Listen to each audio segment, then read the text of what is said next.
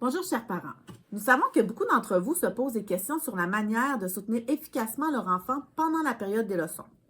Vous êtes nombreux à chercher des conseils pour accompagner au mieux vos enfants dans leur apprentissage à la maison. Mais c'est pour cette raison-là que nous avons créé cette capsule vidéo, pour vous fournir des outils pratiques et vous aider à aborder cette tâche avec confiance. Avant tout, il est important de rappeler que l'apprentissage à la maison est un véritable travail d'équipe. Lorsqu'un enfant est soutenu par les adultes qui l'entourent, que ce soit les enseignants, les parents ou même d'autres membres de la famille, les résultats sont toujours meilleurs.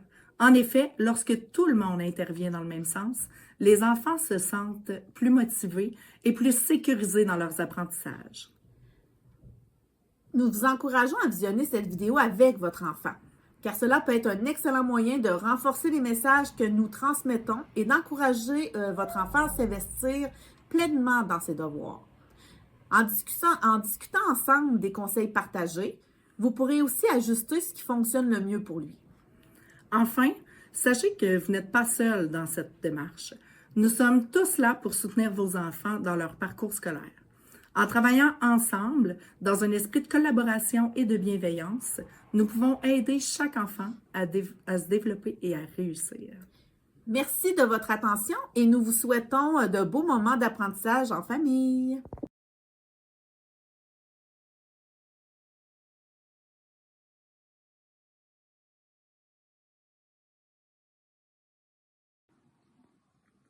Chaque jour à l'école, votre enfant est exposé à de nouvelles notions, de nouvelles connaissances, que ce soit par le biais de l'enseignement magistral, de l'enseignement explicite, d'ateliers ou d'autres façons.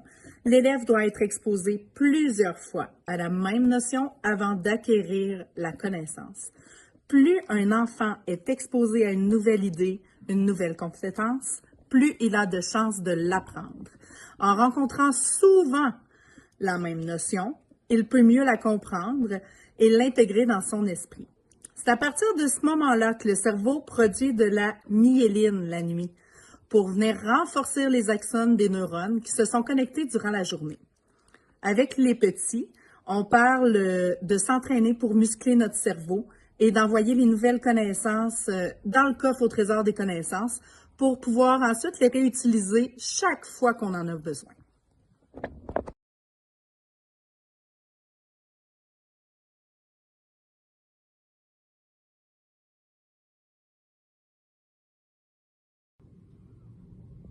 Voici quelques conseils pour vous aider à travailler efficacement avec votre enfant durant cette période de leçon. 1. Instaurer une routine régulière. Un moment précis chaque jour pour les leçons permet à votre enfant de se préparer mentalement à l'apprentissage. Cela crée une habitude et aide à instaurer un cadre rassurant. Deuxièmement, créer un environnement calme et propice au travail. Assurez-vous que votre enfant est un endroit tranquille pour étudier, sans distraction comme la télévision ou les jeux vidéo. Un espace bien organisé facilite la concentration et le travail. 3. Encouragez votre enfant et valorisez les efforts. Même si l'exercice n'est pas parfait, félicitez toujours les efforts fournis.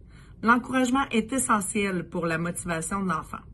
Cela lui donne envie de recommencer et de persévérer. Quatrièmement, il faut prendre des pauses régulières. L'apprentissage peut être intense, donc pensez à faire des pauses régulières pour permettre à votre enfant de se détendre et de mieux assimiler ses leçons. Enfin, les enfants peuvent se décourager ou se frustrer. Soyez patient et à l'écoute.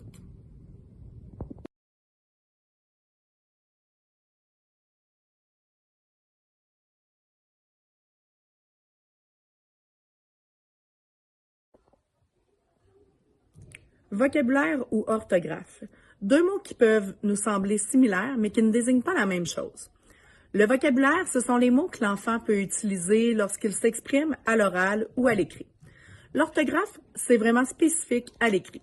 Avant même de demander à votre enfant d'apprendre la graphie d'un mot, c'est primordial de vérifier sa compréhension de celui-ci. Donc, est-ce qu'il comprend le sens du mot et est-ce qu'il est capable de formuler à l'oral une phrase qui a du sens avec le mot à l'étude?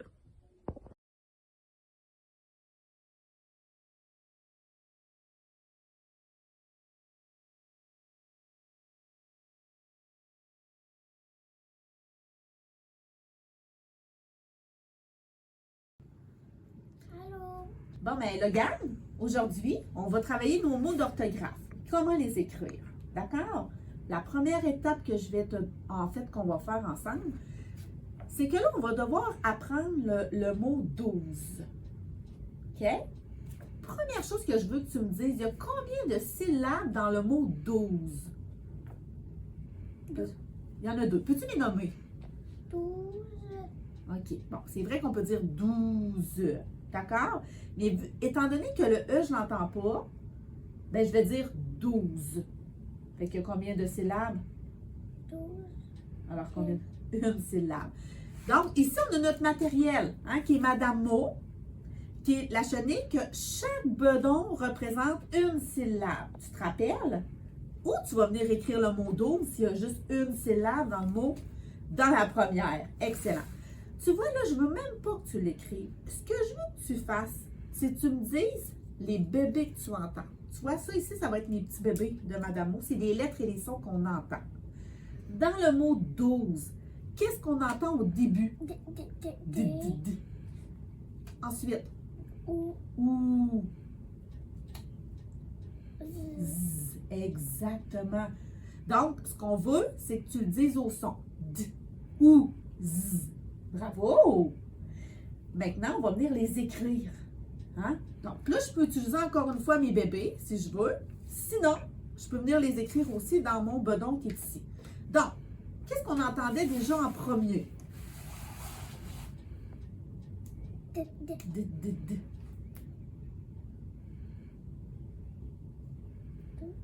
Ensuite, ou.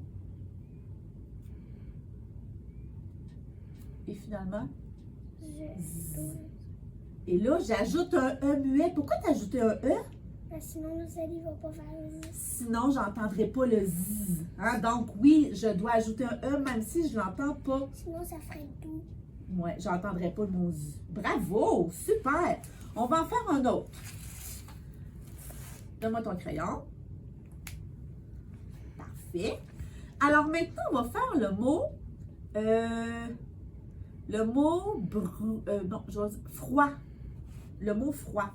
Il y a combien de syllabes dans le mot froid? Une syllabe, OK? Juste une syllabe. Donc, on va venir dans le premier.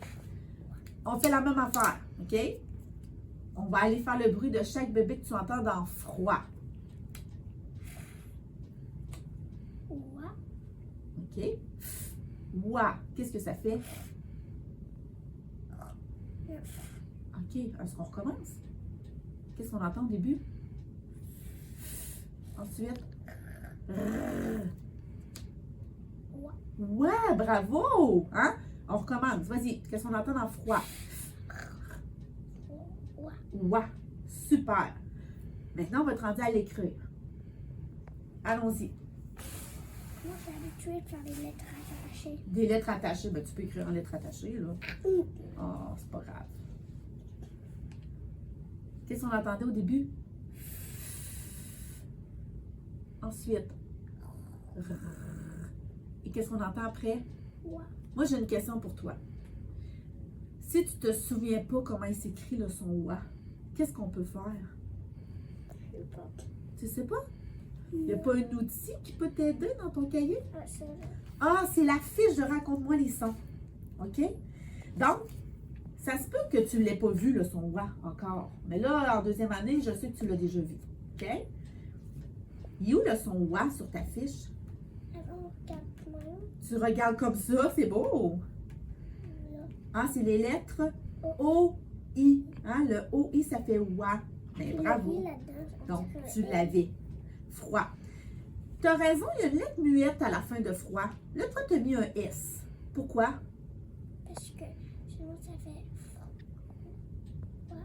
Ça fait froid quand même. Mais c'est pas la bonne lettre muette. Comment on va faire pour savoir c'est quoi la bonne lettre muette? D. Pourquoi? Parce que c'est pour préparer à froide. Ah, c'est parce qu'au féminin, ça fait froide. Excellent truc. Donc, il va falloir qu'on y pense. OK? On va penser à mettre un D qui nous prépare à écrire froide. Très bien, Logan. Logan, tu peux-tu me faire une phrase avec le mot froid? As-tu une phrase avec le mot froid? Il fait très froid dehors. Il fait très froid dehors. Bravo. Ah, donc, on sait qu'est-ce que ça veut dire. C'est beau. Soyez indulgent envers votre enfant et laissez-lui le temps d'apprendre. La première chose à garder en tête est qu'il est en apprentissage. Les nouveaux mots de la semaine viennent tout juste d'être appris en classe et nous ne lui demandons pas de les connaître par cœur dès le premier soir. Il est important de le laisser regarder la bonne graphie des mots avant de les lui demander. Après une journée à l'école, il est possible que votre enfant ait tout donné et qu'il soit un peu plus fatigué. La période de leçon est tout de même importante puisqu'elle lui permettra de cristalliser les connaissances acquises et de les transférer dans sa mémoire. Lui offrir des choix à propos de la façon d'étudier ces mots peut rendre votre enfant plus collaboratif. Voici quelques exemples d'activités ludiques pour travailler les mots d'orthographe à la maison.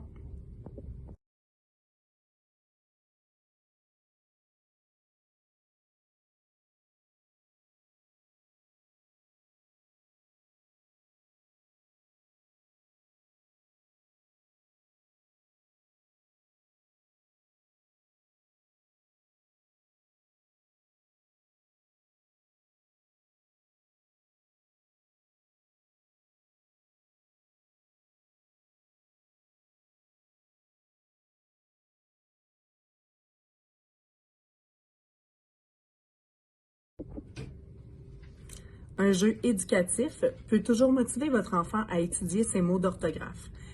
Il ou elle est trop jeune pour écrire ses mots seul à l'ordinateur? Pas de souci. Demandez-lui d'épeler les mots et écrivez-les pour lui. Il sera satisfait de jouer à son jeu en votre compagnie. Aujourd'hui, Logan, on pratique nos mots avec Magimo. Oui. T'es content? Oui. Oui. Est-ce que tu as l'impression que tu travailles fort et que c'est difficile quand on joue à Magimo pour pratiquer tes mots d'orthographe? Pas trop, mais ça va, c'est amusant. T'aimes ça parce que c'est amusant? Oui. C'est super. Quel monde tu veux qu'on choisisse aujourd'hui? Le marais. Le marais gluant. Attends un peu. Ici. Monstre. Monstre. M-O-N-S-T-R-E. Pourquoi tu as le droit de regarder ta feuille aujourd'hui? Parce que Comme c'est dans lundi. le bébé. Ben oui, a parce que un an. c'est lundi.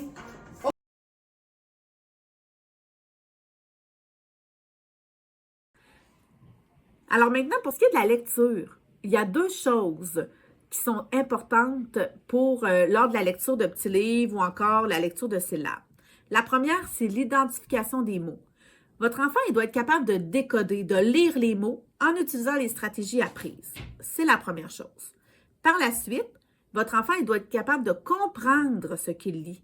C'est pour cette raison-là que votre enfant peut lire plusieurs fois le même livre pour travailler la vitesse, puis aussi pour travailler la compréhension. C'est essentiel de lui poser des questions à la suite de sa lecture, de faire plusieurs pauses, de lui demander de qui, de quoi on parle, qu'est-ce que tu as compris, qu'est-ce qu'on en dit, de cibler des mots aussi de vocabulaire, de lui demander qu'est-ce que ça veut dire ces mots-là. Parce que parfois on pense qu'ils savent et finalement on se rend compte que non, ils ne comprennent pas ces mots-là. Donc la lecture, c'est une bonne façon aussi de développer le vocabulaire. Alors voici un exemple. Alors, Logan, on va lire ton petit livre de collection. D'accord? Donc, ce qu'on va faire en premier, là, j'ai besoin de mes outils avec moi. Tu te rappelles, ça ici, c'est la démarche pour lire un mot. Si on a de la difficulté à lire un mot dans notre livre, je peux faire les étapes de la démarche. OK? On va pouvoir le montrer comment ça fonctionne tout à l'heure. Et j'ai toujours ma feuille de raconte-moi les sons si jamais je ne me rappelle pas qu'est-ce qui fait le bruit de la lettre ou du son. Est-ce que ça va? Oui. Alors là, maintenant, c'est parti. C'est quoi le titre de ton livre? Le fauteuil roulant.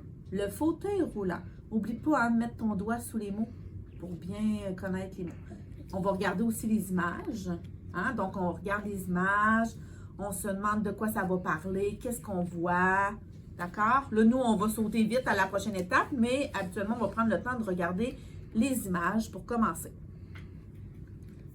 Il y a un nouvel élève dans la classe de Justine. Il s'appelle Antoine. Antoine se déplace en fauteuil roulant. Alors, de qui on parle ici? De la classe de Justine. De la classe de Justine, OK? Puis qu'est-ce qu'on dit? Il y a une nouvelle élève qui s'appelle Antoine. Ah, dans le fond, on parle d'un nouvel élève hein, qui s'appelle Antoine, puis qui est dans la classe de Justine. Puis qu'est-ce qu'il y a de spécial? Il est en fauteuil roulant. Il est en fauteuil roulant. OK, on continue. C'est l'heure de la récréation. Justine invite Antoine à jouer au ballon avec elle.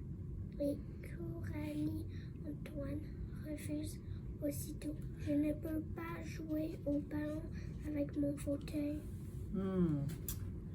Donc là, je pose encore des questions sur certains mots. Je te demande de me redire qu'est-ce que tu as compris, de quoi on parle, qu'est-ce qu'on en dit.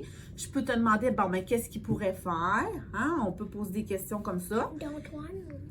Mais là, moi, ce que j'aimerais, c'est voir qu'est-ce qu'on fait si on bloque sur un mot.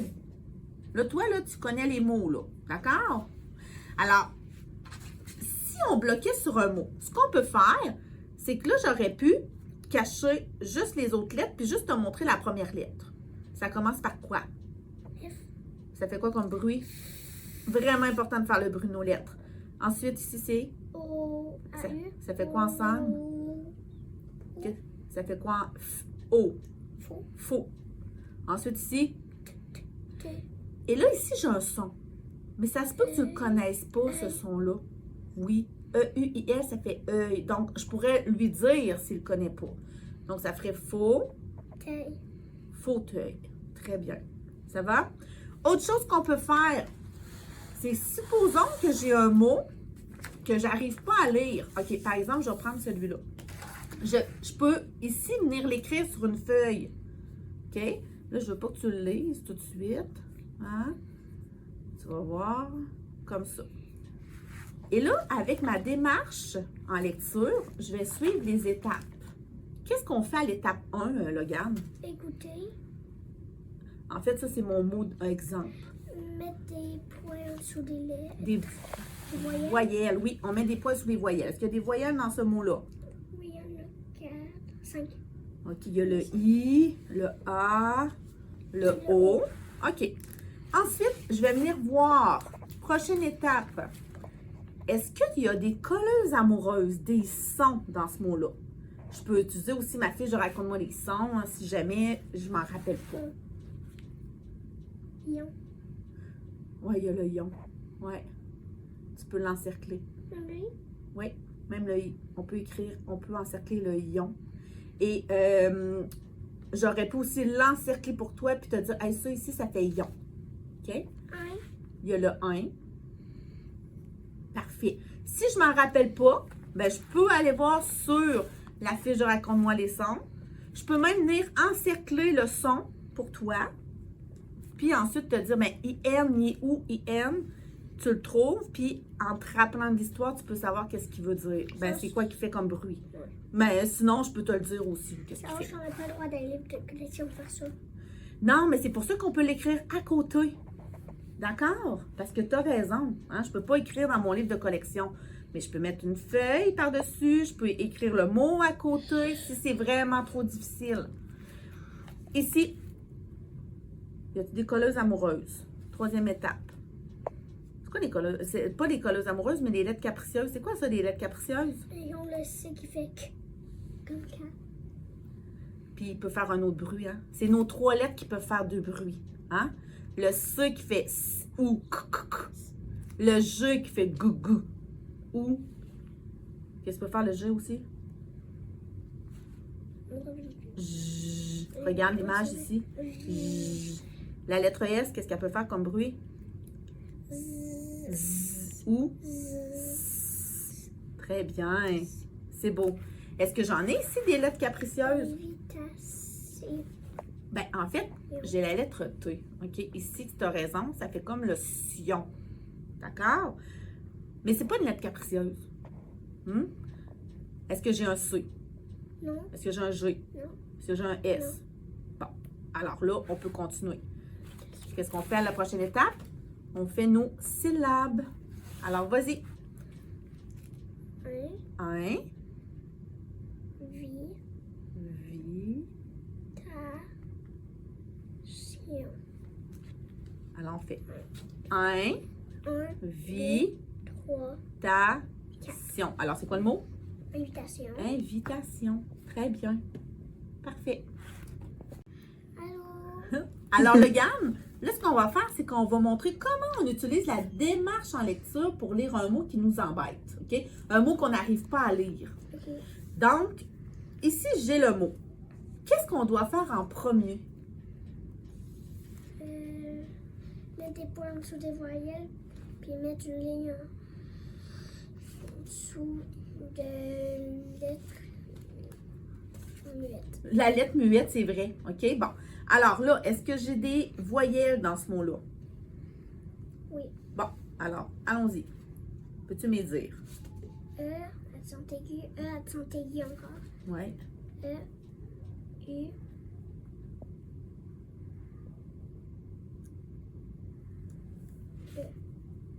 Très bien.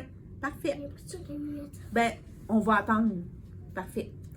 Ensuite, étape numéro 2, qu'est-ce qu'on fait? Encercler les lettres amoureuses. Oui. Y a-t-il des colleuses amoureuses? Une seule. Ça, c'est quoi? E. E. Y'en a pas d'autres? Troisième étape. Voir les lettres capricieuses. Les lettres capricieuses, c'est quoi ça déjà? C'est des lettres qui ne font pas le même son. Ils peuvent faire deux bruits différents. Hein? Ils sont capricieux. Oui. Alors, c'est quoi la lettre capricieuse que tu as trouvée? La première, c'est J. En fait, un petit peu, c'est la lettre G. La lettre G, elle peut faire deux bruits. J. Exactement. Ici, tu as raison. Elle fait J. C'est pour ça qu'on va faire un petit J au-dessus pour que tu t'en rappelles qu'elle fait J. C'est bon? Est-ce qu'il y en a d'autres lettres capricieuses dans ton mot? C'est quoi? S. C'est quoi les deux bruits que la lettre S, ça peut faire? Ou en... Z. Ah! Et là, toi, tu as dit, elle fait quoi, la lettre S? Z. Pourquoi elle fait Z? Parce qu'il y a deux voyelles. Parce qu'elle est en deux voyelles. Bravo! Donc, elle fait Z. Bon. On peut passer à l'étape suivante. Qu'est-ce qu'on fait? Mettre les syllabes. On fait nos syllabes en faisant le bruit de nos lettres. Alors, vas-y, je t'écoute. La première lettre, qu'est-ce qu'elle faisait? J. Avec la quoi à côté? C'est pas grave. J. G. J et G. Ensuite, Né. N et Né. Re. Re. Z. Alors, le mot, c'est quoi? On recommence, on redit nos lettres. Généreuse. Tu avais raison, le E ici était muet. Fait que je vais faire une petite ligne ici. Généreuse. Est-ce que tu sais, est-ce que ça fait du sens? Est-ce que tu sais c'est quoi ça veut dire? Ce mot-là? Que je suis. Que. Une fille qui est généreuse. C'est quoi? Que quelqu'un qui est généreuse. Quelqu'un, ok, une personne est généreuse. OK? Donc, ça veut dire quelque chose. Tu te rappelles c'est quoi? C'est ça? Super! Maman, est-ce que tu peux